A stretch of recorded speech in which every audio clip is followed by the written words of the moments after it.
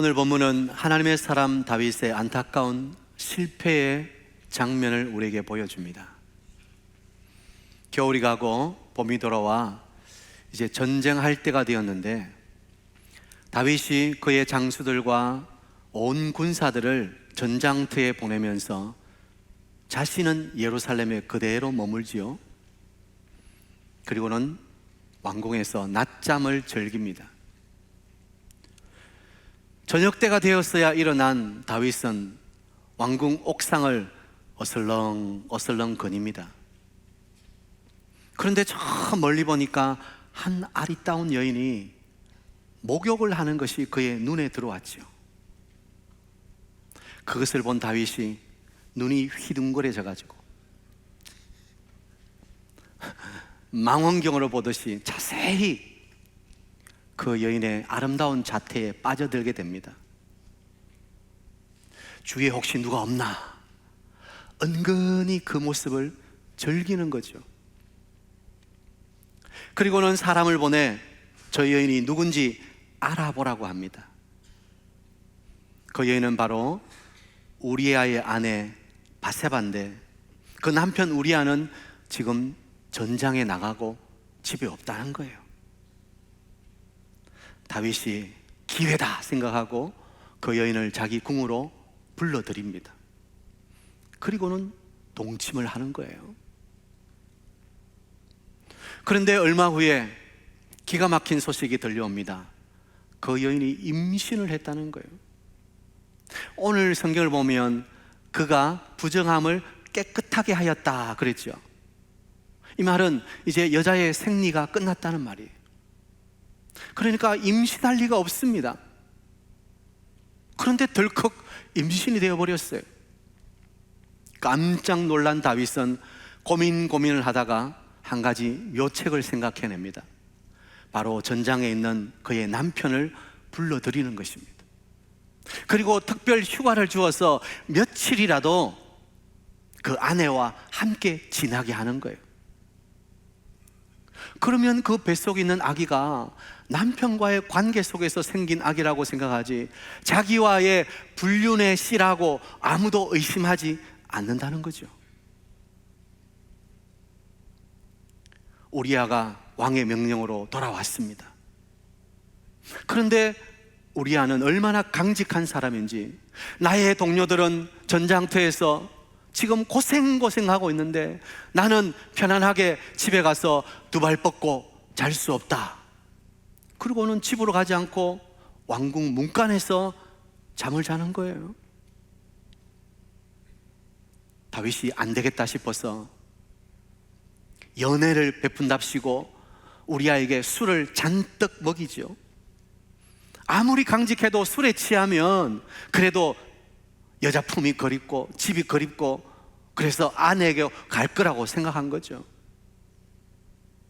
그런데 그 충직한 우리아는 그렇게 술에 취했는데도 집으로 가지 않고 또 왕궁 문간에서 잠을 자는 거예요. 다윗이 어떻게 하지요? 이제는 한 단계 더 나아가 하지 말아야 할 짓까지 하죠. 우리아에게 이제 그래 전장으로 가라 그러면서 편지를 하나 써주는데 이 편지를 꼭 요압 장군에게 전달해야 된다. 네가 보면 안 된다. 기밀이다. 그런데 그 편지 내용이 뭡니까?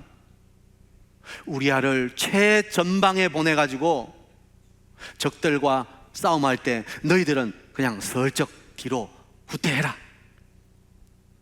그리고는 우리아를 죽게 만들라는 거예요. 우리아는 자기 손에 든 편지가 자기의 살상부라는 것도 모르고 소중하게 그 편지를 요압 장군에게 전달하지요. 그리고 결국 그는 진짜 그 전쟁에서 억울하게 죽고 말았다는 거예요. 여러분, 다윗이 얼마나 악랄합니까? 이것이 우리가 알고 있는 다윗 맞습니까?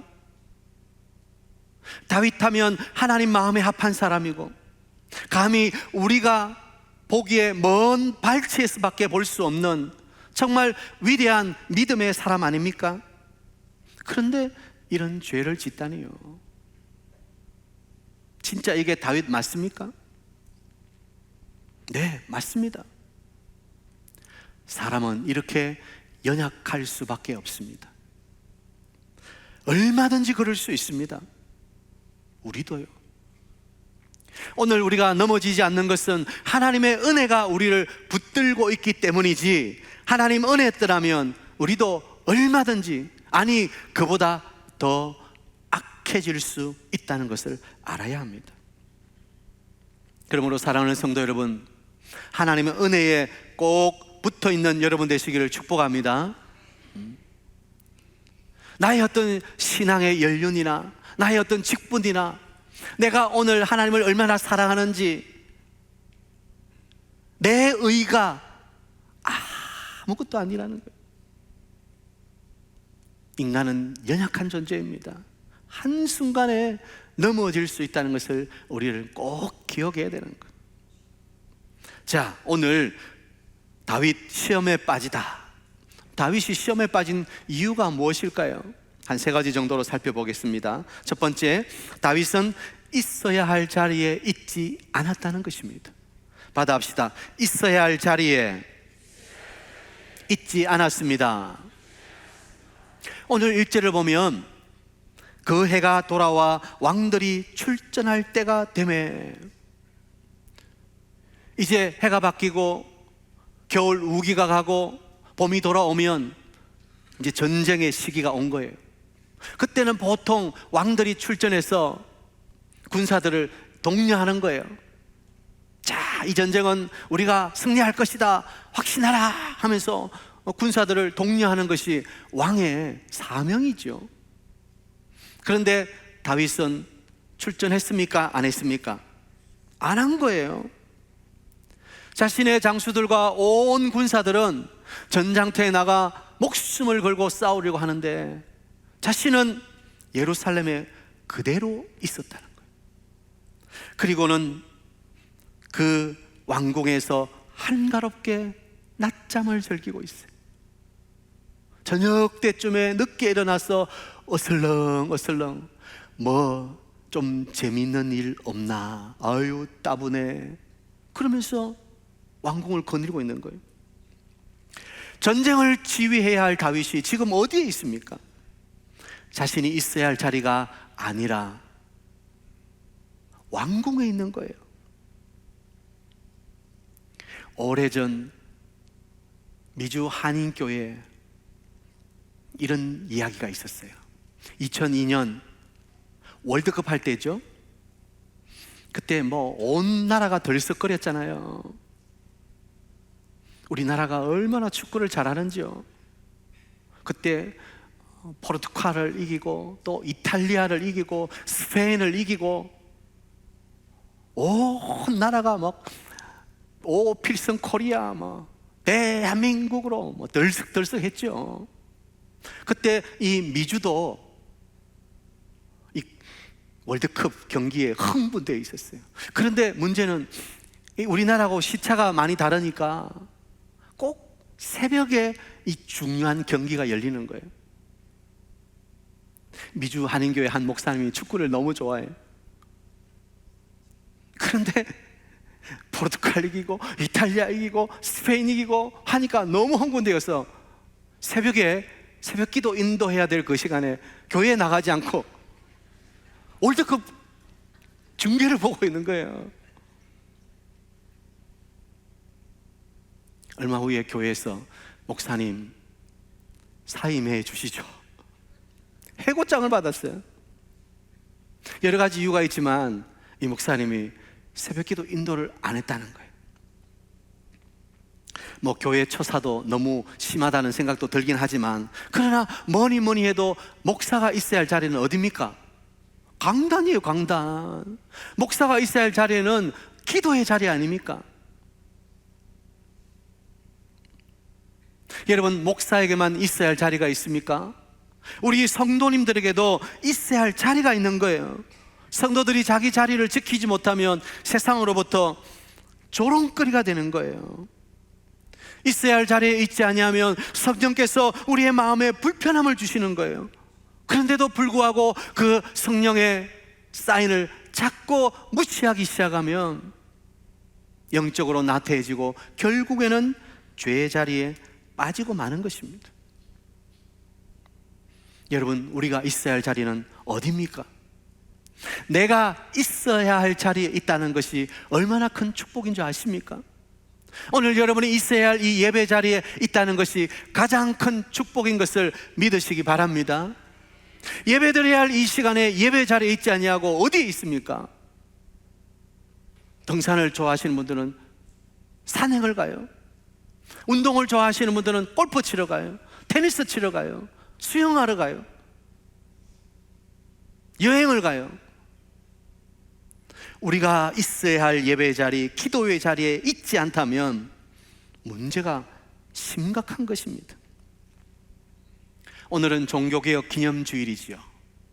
그런데 이 의미 있는 주일에 한국교회가 연합해서 광화문에서 함께 모이는, 현장 100만, 온라인 합해서 200만이 함께 모이는 예배를 드립니다. 왜 그렇죠? 왜 주일 자기 교회에서 예배를 드리지 않고 이렇게 함께 모이는 것입니까? 그것은 지금 세상이 너무 뒤죽박죽되어 있기 때문에, 세상이 너무 무질서해요. 있어야 할 자리에 있지 않고 자리가 완전히 바뀌었어요. 남자는 남자로서 남편의 자리에 있어야 되고, 여자는 여자로서 아내의 자리에 있어야 돼요. 그런데 그 자리가 뒤죽박죽이에요. 하나님이 계셔야 할 그 자리에 세상이라는 자리가, 돈이라는 자리가 그 자리를 꿰차고 있어요. 말씀이 있어야 할 그 자리에, 교회가 있어야 할 그 자리에 다른 것이 떡하니 자리를 차지하고 주인 행세하고 있어요. 오늘 10월 27일 이 종교개혁 기념주일에 한번 한국교회가 함께 모여서 있어야 할 그 자리에 바르게 지금 역행하고 있는 이 세상의 원리들을 되돌려보자는 거예요. 하나님의 원리로, 창조의 원리로, 성경적인 원리로. 이것은 어떤 정치적인 집회가 아닙니다. 많은 분들이 우려하는 것을 잘 알고 있습니다. 교회가 어떤 세를 과시하고 또 혹시 모임을 통해서 어떤 정치적인 방향으로 흐르는 것은 아닌지 우리가 우려해야 됩니다. 그리고 기도해야 됩니다. 신문을 보니까 윤석열 대통령 지키기 해서 정광훈 측에서 오후 2시에 광화문에서 집회한다고 또 뽀젓이 광고가 나와요. 얼마나 걱정이 되는지 몰라요. 여러분, 우리가 이를 위해서 기도할 때 오직 복음의 집회, 오직 한국교회가 하나 되는 집회, 이것으로 거기에 참여하는 교회와 참여하지 않는 교회를 서로 나누고 너희들은 참여하지 않으니까 안 돼, 그렇게 서로 갈라서는, 그것이 되어서는 안 되는 거예요. 한국교회가 회개하고 하나 되는 그런 순수 복음 집회가 되어야 할 줄 믿습니다. 우리도 2시부터 모여서 함께 예배할 때 그런 간절한 기대와 마음을 담아서 함께 예배할 수 있어야 되는 거예요. 여러분, 있어야 할 자리에 있지 않으면 큰 문제가 생깁니다. 오늘 한국교회가, 또 우리 한국교회 성도들, 우리 사직동교회 성도님들이 있어야 할 자리에 바르게 있게 되기를 축복합니다. 시편 1편 1절을 보면 복 있는 사람은 악인들의 꾀를 따르지 아니하며 죄인들의 길에 서지 아니하며 오만한 자들의 자리에 앉지 아니하고. 복 있는 사람, 천국 백성, 그리스도인이 서야 할 자리가 있고 앉아야 할 자리가 있다는 것을 기억해야 됩니다. 시험에 들지 않으면 우리가 있어야 할 자리에 있어야 하는 것입니다. 저는 우리 사이동교회 모든 성도님들 있어야 할 자리에 꼭 있게 되시기를 축복합니다. 없어야 될 그 자리에, 술집에, 회관에, 그런 자리에 있어서는 안 되는 거예요. 우리는 은혜 받는 자리, 하나님을 예배하는 그 자리에 함께 할 수 있어야 돼요. 그리고 또 넘어지지 않기 위해서 열심히 주의 일을 하십시오. 여러분 자전거 배울 때 생각나시죠? 자전거 처음 배울 때 왜 자꾸 넘어져요? 페달을 밟아야 되는데 페달을 밟지 않으니까 넘어지는 거예요. 페달을 밟아주면 자전거가 앞으로 갈 텐데, 페달을 밟는 것처럼 열심히 하면 절대 넘어지지 않습니다. 하나님 나라 일을 위해서 열심히 달려가야 됩니다. 생명을 살리는 일, 다음 주일 우리 새생명 주일, 너무나도 영혼을 사랑하고 영혼을 위해서 준비한 천국 잔치 자리 아닙니까? 이 하나님 나라를 확장하는 일, 거룩한 일에 우리가 함께 할 수 있어야 되는 것입니다. 무엇보다도 그리스도인들은 예수님 안에 있을 때 가장 안전한 줄 믿습니다. 우리의 자리는 십자가 밑이에요. 십자가 그늘 아래 우리가 거할 때 그것이 가장 안전한 곳이 되는 것입니다. 저는 우리 사역동교회 모든 성도님들이 예수님 안에 거하는 여러분 되시기를 축복합니다. 그것이 우리가 있어야 할 자리이기 때문에. 두 번째, 다윗의 실패의 원인은 보이는 것보다 보아야 할 것이 있다는 것을 잊어버렸다는 거예요. 자, 받아갑시다. 보아야 할 것이 있다는 것을 잊어버렸습니다. 2절에 보니까 다윗이 늦잠을 자고 저녁 때 일어나서는 왕국 옥상을 거니면서 이렇게 했어요. 그곳에서 보니, 그 두 눈으로 보았다는 거예요. 한 여인이 목욕을 하는데 심히 아름다워 보이는지라. 지금 다윗은 시온성에 거하고 있습니다. 그 시온성은 다른 집들보다 훨씬 고지대에 있어요. 그러니까 위에서 아래가 다 보입니다. 그런데 다윗의 눈에 목욕을 하고 있는 한 아름다운 여인의 자태가 들어왔어요. 이제 그 눈이 그 여인에게 고정되어 버린 거예요. 여러분, 보이는 것을 어떻게 할 수는 없죠. 우리가 눈을 뜨고 있는 이상 우리 눈에 보이는 것을 어떻게 할 수는 없죠. 그러나 그 보이는 것에서 더 나아가서 그 현상을 주목하기 시작하면 그때부터는 이제 위험해지는 거예요. 그냥 단순히 본다는 것과 주목한다는 것과 관찰한다는 것은 다른 의미를 가지고 있는 것이죠. 심히 아름다워 보이는지라. 다윗은 이미 그 여인의 모습에 심취해 버렸어요. 불타오르는 정력으로 인해 이미 유혹에 넘어간 거예요. 다윗은 보면서 자신이 뭘 보고 있는가 보다 더 중요한 것, 자신이 보아야 할 것이 있다는 것을 잊어버렸던 거예요. 사무엘상에서 우리가 보았듯이 사울에게 쫓기며 그는 광야를 전전긍긍합니다. 그런데 그가 광야에서 황량한 사막만을 본 게 아니에요. 그는 그곳에서 하나님의 손길을 보았어요. 하나님의 세밀한 보호의 손길이 그와 함께하는 것을 다윗은 보았습니다. 그런데 오늘 목욕하는 여인을 보고는 보이는 대로 생각하고 보이는 것에 마음을 빼앗기고 정욕에 불타오르고 말았다는 거예요.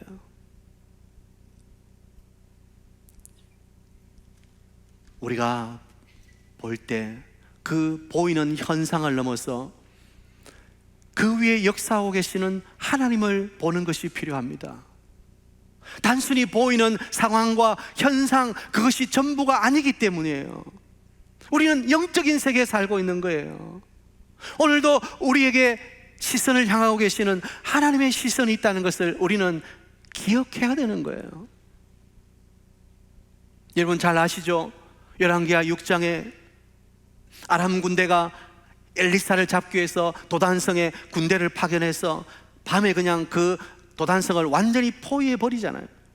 아침에 일어났더니 사환이 그것을 보고는 깜짝 놀래가지고 이제는 큰일 났습니다. 빠져나갈 구멍이 없습니다. 그때 엘리사가 뭐라고 그래요? 걱정하지 마라. 우리와 함께한 분이 저들보다 더 많다. 그리고는 기도하여서 그 사환의 눈을 열었는데 어떻게 해요? 하나님의 불말과 불병거가 그들을 호위하고 있는 것이 보이는 거예요. 우리는 보이는 단순한 상황과 현상을 넘어 우리를 둘러 함께 하시는 하나님의 군대를 보고 하나님의 능력의 손을 볼 수 있고 하나님이 섭리하시는 하나님의 일을 볼 수 있어야 하는 것입니다. 아멘입니까? 다윗은 그것을 깜빡하고 잊어버렸다. 지금까지는 그가 상황이 아니라 하나님을 바라보며 그 하나님의 도움의 손길을 의지하고 나왔는데 이제 좀 살만하니까, 이제 좀 왕좌에 앉아서 평안하니까 그 영적인 눈이 가려지고 육신의 정욕의 눈이 활활 타오르기 시작하는 거예요. 사단이 가장 즐겨 쓰는 무기가 뭡니까? 바로 안목의 정욕인 것입니다. 창세기 3장 6절을 보면 하와에게 다가온 사단이 뭐라고 말합니까? 저 선악과 어때? 먹고 싶지? 먹으면 네가 하나님처럼 된다. 저 선악과는 너를 새롭게 할 거야. 그 보이는 선악과를 보면서 사단이 유혹하는 거예요. 그때 하와가 그 나무를 본데 뭐라고요? 먹음직도 하고 보암직도 하고 지혜롭게 할 만큼 탐스럽기도 했다는 거예요. 보니까 아예 보지 말았어야 되는데, 그리고 보면서 하나님 말씀을 기억해야 되는데 정령 죽으리라, 먹으면 죽는다는 하나님 말씀을 기억해야 되는데 단순히 그 선악과를 보고는 보암직도 하고 먹음직도 하고 지혜롭게 할 만큼 탐스럽기다. 여러분, 우리의 시선이 어디로 가야 됩니까? 눈에 보이는 현상과 상황에 몰두하면 안 됩니다. 우리는 보아야 할 것이 있는 사람들이에요. 요한일서 2장 16절은 이는 세상에 있는 모든 것이 육신의 정욕과 안목의 정욕과 이생의 자랑이니 다 아버지께로부터 온 것이 아니요 세상으로부터 온 것이라. 세상이 어디입니까? 세상은 바로 어둠이에요. 사단이에요. 사단은 오늘도 우리에게 안목의 정욕을 통해서, 보이는 것을 통해서 자꾸 우리를 유혹하고 우리의 욕망을 꿈틀거리게 만드는 거예요. 사람은 보는 대로 생각하고 말하고 행동하는 본성이 있기 때문이에요. 오늘날 사회를 보세요. 얼마나 우리의 정욕이 불타오르게 만드는 세상에 거짓된 허상들이 많습니까? 이미지 메이킹을 하면서 보기에 좋고 아름답고, 그러나 그 속에는 세상의 정욕으로 가득 차 있는 거예요. 우리가 이것을 알아야 되는 거예요. 저는 우리 사진교회 성도님들이 세상의 눈을 고정시키는 현실의 벽을 넘어설 수 있게 되기를 축복합니다. 우리는 보이는 세상이 아니라 보아야 할 영원한 하늘 세계를 바라보며 사는 사람들이기 때문이에요. 따라합시다. 보이는 것이 아니라 보아야 할 것을 보는 믿음의 눈을 열어주소서. 우리도 믿음의 눈이 활짝 열려야 돼요.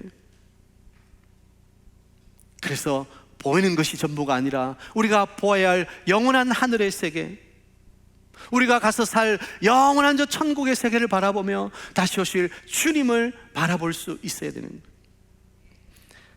사랑하는 성도 여러분, 여러분의 환경 위에 역사하고 계시는 살아계신 하나님을 보십시오. 지금도 살아계셔서 여러분 안에 계시는 예수 그리스도, 그분을 보십시오. 지금도 여러분 안에 말씀하고 계시는 성령의 음성을 들으시기 바랍니다. 우리가 보아야 할 것은 삼위 하나님이에요. 하나님을 잃어버리면 우리는 보이는 것에 만족하고 그것이 전부인 줄 알고 그것 따라가 살아가는 거예요. 그러면 넘어지는 거죠. 그러면 시험에 안 빠질 수가 없는 거죠. 오늘 2부 예배 참여한 우리 모든 성도님들이 보이는 대로가 아니라 보아야 할 것을 보고 영원한 하늘 세계를 사모하며 사는 여러분 되기를 축복합니다. 마지막 세 번째, 다윗이 시험에 빠진 것은 죄가 죄를 낳는 것을 방치했다는 거예요. 받아합시다. 죄를 방치했습니다. 여러분, 죄의 특징이 뭡니까? 죄는 멈출 수 없는 폭죽 기관차예요. 폭주. 브레이크가 없어요. 그냥 달리는 거예요. 다윗을 보세요. 그냥 본 것이 마음속으로 들어오고 그 마음속에 있던 것이 행동으로 나타나고 그 죄를 감추기 위해서 살인을 저지르는, 물론 직접 자기가 살인한 것은 아니지만 살인 교사죠. 죄는 또 죄를 낳는 거예요. 거짓말은 또 거짓말을 낳는 거예요. 이건 죄의 악순환의 원리인 것입니다. 우리 안에 내면의 죄가 싹트기 시작하면 그것은 반드시 열매를 맺고 싶어 하는 거예요. 내가 저거 가지고 싶다. 저 백 너무너무 이쁘다. 저 백 나도 있었으면 좋겠다. 그 마음이 있으면 계속해서 누가 무슨 백을 들었는지 관심이 가요. 사람이 안 보이고 백만 보여요. 그리고는 어떻게 해요? 내가 그 백을 가지지 않으면 해결이 안 되는 거예요. 그게 인간의 욕망이에요. 내가 그것을 취하지 않으면 끝까지 취하고 싶어서 그것을 향해서 달려가는 거예요. 오늘 다윗을 보면서 이 죄의 심각성을 우리는 기억해야 돼요. 그래서 죄가 싹이 났을 때 그것을 방치하면 안 되고 싹둑 잘라버려야 돼요. 죄가 자라도록 내버려도 에이, 남들도 그렇게 하는데 뭐 어떻게 다 그렇게 하고 살 수 있어. 때로는 좀 적당하게 타협도 하고 그러는 거지. 그렇게 슬슬 넘어가기 시작하면 죄가 점점 내 안에 뿌리를 내리는 거예요. 자라나는 거예요. 그러면 어떻게 돼요? 결국 넘어지는 거예요. 야고보서 1장 15절 말씀 기억하십니까? 욕심이 잉태한 적 죄를 낳고 죄가 장성한 적 사망을 낳느니라. 죄의 점진성이, 큰 댐이 한순간에 무너지는 게 아니에요. 작은 구멍에서 물이 졸졸졸 새다가 그 구멍이 좀 더 커져서 물이 콸콸콸 나오다가 나중에는 무너져 내리는 거예요. 저도 한 번씩 메일을 체크하다 보면 이런 스팸 메일이 와요. 오빠 안녕, 오빠 나 오늘 한가해요. 스팸 메일이 막 들어와요. 그럼 어떻게 해야 돼요? 그거는 메일은 바로 휴지통으로 가야 돼요. 아, 이게 뭐지? 나를 오빠라고 부르는 사람이 있네 하면서 관심을 가졌다가는 큰일 나는 거죠. 여러분, 작은 죄라도 허용하기 시작하면 그 죄는 점점 확장되는 거예요. 더 커지는 거예요. 사울에게 옷자락을 벨 때만 해도 그렇게 가슴 아파하던 다윗이 어디 가고, 지금 다윗은 양심이 마비되어 버렸어. 죄가 이렇게 무서운 거예요. 나는 목사니까, 나는 장로니까, 나는 권사니까, 내가 신앙의 연조가 얼만데 될 것 같습니까? 안 됩니다. 인간은 연약합니다. 넘어질 수밖에 없어요. 그러니 작은 죄라도 허용해서는 안 되는 거예요. 오늘 11장 27절에 보면 다윗이 행한 그 일이 여호와 보시기에 악하였더라. 여러분, 하나님은 지금도 우리를 보고 계시는 거예요. 그런데 하나님 보실 때 선하였더라, 아름다웠더라 해야지 악하다 그러면 그 인생은 끝나는 거 아닙니까? 이 일로 인해서 다윗이 얼마나 많은 고초를 겪습니까? 하나님이 죄는 용서해 주시지만 죄에 대한 대가는 치르게 하시는 거예요. 그것도 물론 앞으로 좀 살펴보겠습니다. 여러분에게 질문합니다. 여러분 삶은 하나님 보시기에 어떻습니까? 여러분 오늘 있어야 할 자리에, 그 자리에 있으십니까? 여러분은 보아야 할 것을 보고 계십니까? 여러분 죄에 대해서 민감함을 가지고 죄를 멀리하고 계십니까? 누가 그러더라고요. 우리는 벌떡 신앙이 돼야 된다. 죄에 대해서는 벌떡 일어나야 된다는 거예요. 죄가 오는데도 그냥 좋네 즐기자 하고 있어서는 안 된다는 거예요. 죄에 대해서는 과감해야 되는 거예요. 도망치세요. 멀리하세요. 그리고 싸우십시오. 그러나 우리의 의지와 결단으로는 안 됩니다. 두 주먹 불 꺼진다고 이를 악문다고 되는 게 아니에요. 예수 그리스도 그 이름을 의지해야 되는 거예요. 십자가 보혈의 능력을 의지해야 되는 거예요. 죄를 이길 힘은 내 안에서 나오는 것이 아니라 위로부터 부어지는 것을 믿으시기 바랍니다. 우리 주 예수 그리스도의 그 은혜가 부어지지 않으면, 십자가에서 해결되지 않으면 소망이 없는 것입니다. 우리의 소망은 오직 예수 안에 있는 것을 믿으셔야 되는 거예요. 그러므로 예수님, 내가 예수님을 붙듭니다. 오직 예수 이름이 나의 소망입니다. 주님을 의지하고 주님을 붙들고 예수님으로 승리하는 여러분이 되셔야 되는 거예요. 사랑하는 사중교회 성도 여러분, 죄를 이기십시오. 시험을 이기십시오. 그리고 승리하는 신앙이 되십시오. 예수 그리스도 안에서 우리에게 있는 그 능력의 이름 예수 그리스도 이름으로 가능한 것입니다. 그 주 이름을 선포하고 주님 이름 꼭 붙들고 언제나 주님 안에 거하는 여러분 되시기를 바랍니다. 그래서 다윗처럼 실패하고 시험에 빠지는 인생이 아니라 날마다 승리하는 우리 사이동교회 성도님들 다 되시기를 축복합니다.